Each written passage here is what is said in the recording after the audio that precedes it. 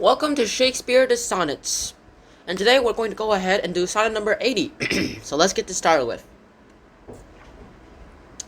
Oh, how I faint when I of you do right, knowing a better spirit doth use your name, and in the praise thereof spends all his might, to make me tongue-tied speaking of your fame.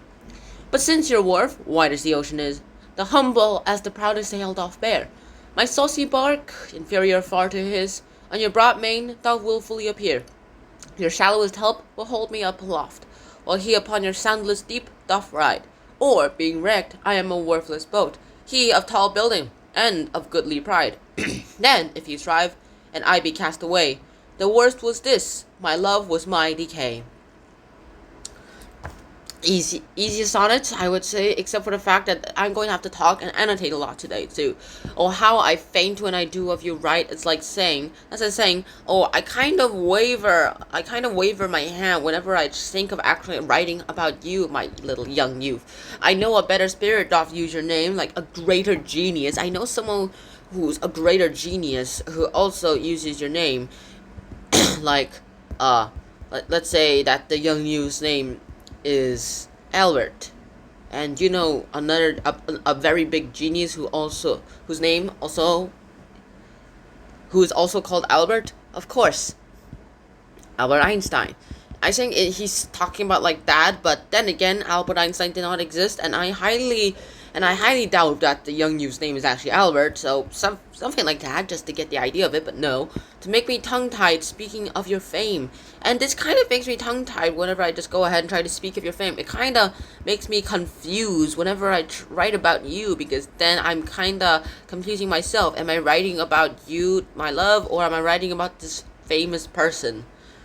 With that, of course, he eventually figures it out himself, and I'm guessing the rest of the sonnet is just going to be about him talking about it a lot. But since your wharf wide as the ocean is, the humble as the proudest sail doth bear, my saucy bark inferior far to his, on your broad main doth wilfully appear. Now first off, I have to talk about these 4 lines together. It's like saying, but you are still worth it for me.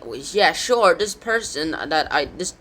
might be a genius who uses the same name as you, but you are unique. You are unique. Your worth is as wide as the ocean.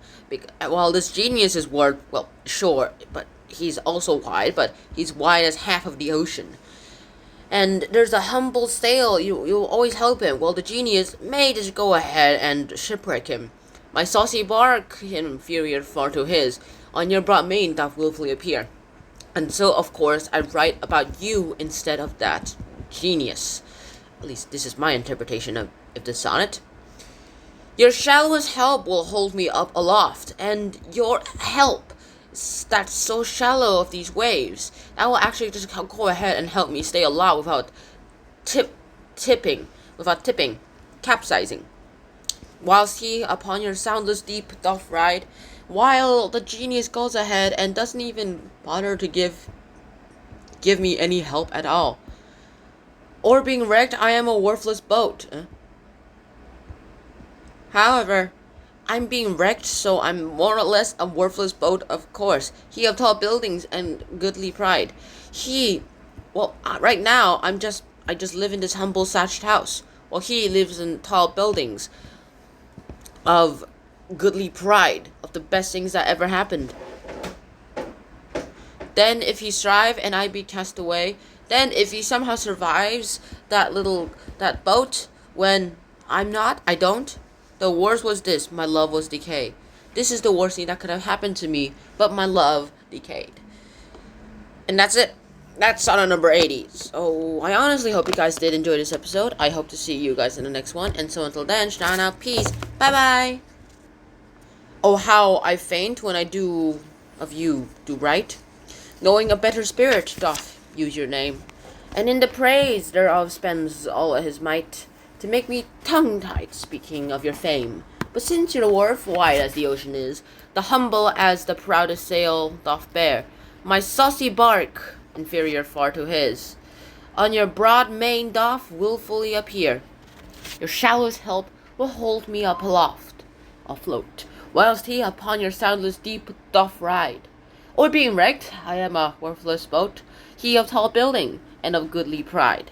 Then if you strive, and I be cast away, the worst was this, my love was my decay.